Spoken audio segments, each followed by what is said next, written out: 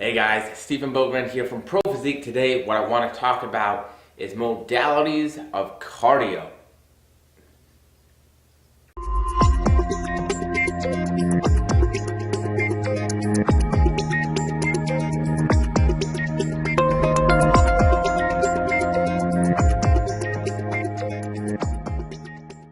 So what's up guys? I know there's a lot of new watchers out there. Thanks Paul for the shout out. Rocking my sweet Mr. Meeseeks shirt. And I was thinking, because I like Mr. Meeseeks, I like Rick and Morty. And I was like, what do I like doing for cardio? And I thought, let's talk about different modalities of cardio, right? Because I think that a lot of people get stuck on the idea that there's only one way to do things. You can only do HIIT on the stairs. You can only do sprints. You can only do this. You can only do that. And there is an old saying, and for me it makes a lot of sense, not only in terms of cardio, but in many different aspects of life, and it is that there are a lot of ways to skin a cat. I don't know who the hell was skinning cats or why, but thankfully, I guess whatever they were doing makes sense down the road now that we can have that saying. So now that awkward, cat thing, don't get me wrong, I like cats, is done and over with, let's talk about it. Let's talk about why there are so many different ways to do cardio and sort of figuring out what works best for us.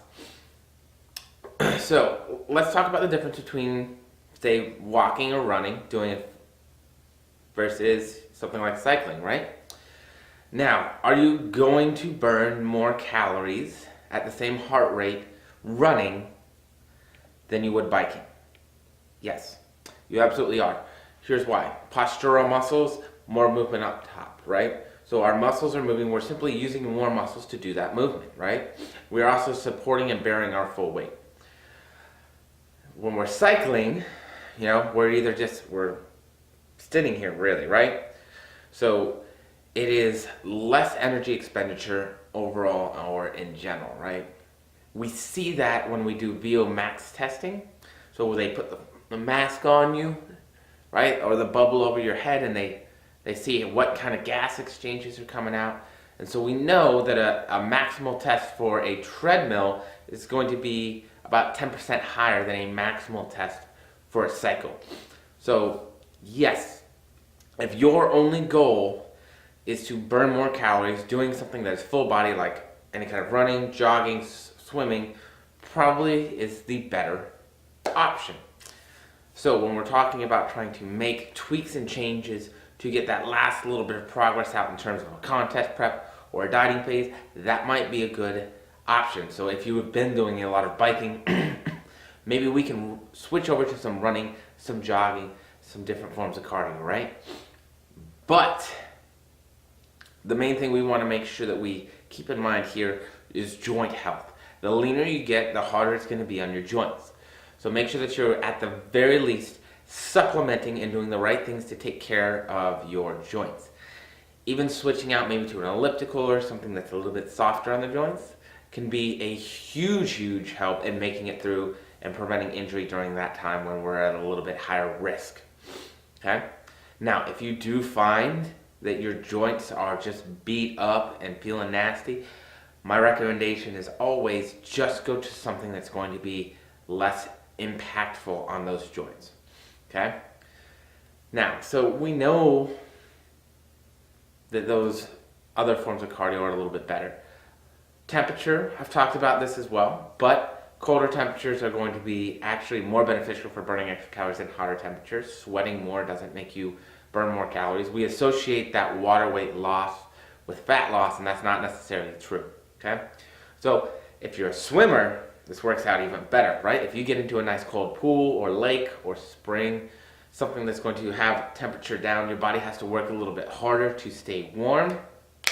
Boom, that's even a little bit more calorie expenditure. Now, if you are a bad swimmer, again, even more calorie expenditure. So when you are good at running, when you are good at cycling, when you are good at swimming, you become very efficient with the movement, right? A good swimmer takes a lot less energy to do the same distance as a bad swimmer, or to stay afloat for the same amount of time. So if you are bad at a movement, you're going to expend more energy because your movement patterns are poor. So that's another way that you can sort of get into the habit of burning a little bit of extra calories while still getting used to that new movement pattern.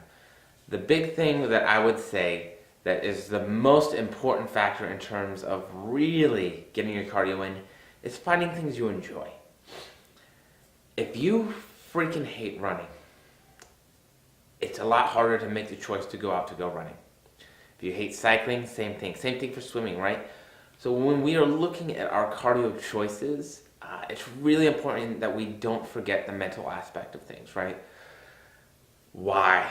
So the body goes where the mind dictates, right?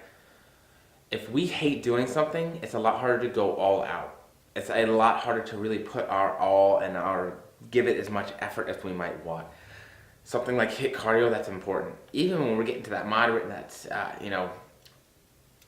intensity on the cardio, we have to push a little bit, right? It takes some effort.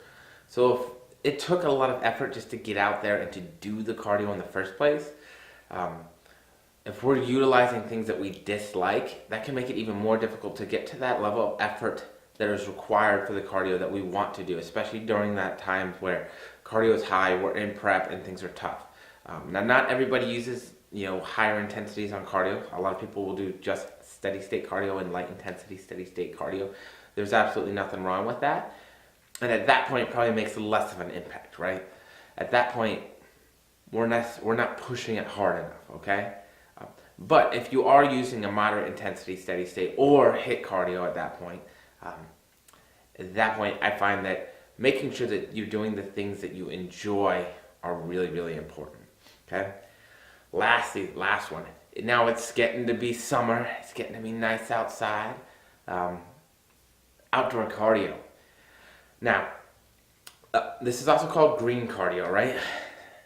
It is big. It's a big, big, big one. So it's also a form of stress management, but it allows us to sort of, not put our thoughts on everything that's happening around us, right? So it gives us that opportunity to get out of the house. A lot of us, we get that sort of seasonal depression during the winter when the days are shorter. We get the sunlight, we get the greenery. If you live somewhere that's nice, you get all the beautiful sights.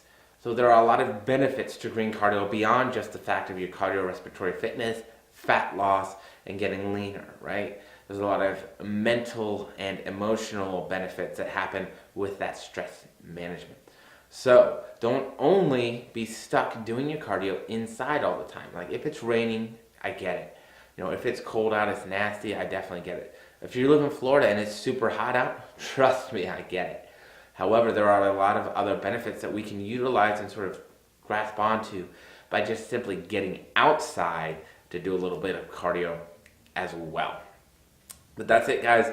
That is all I wanted to talk about with cardio. So remember the fun facts. If you are bad at cardio, you're going to burn more calories, right? Inefficient movement patterns, okay? Whole body cardio is going to burn a little bit more calories than partial body cardio, running versus something like cycling, okay? Do things that you enjoy. Make sure that you can really give yourself into them. And get outside every once in a while and take care of not only your body, but as well as your mind. So that's it, guys. I'll talk to you soon.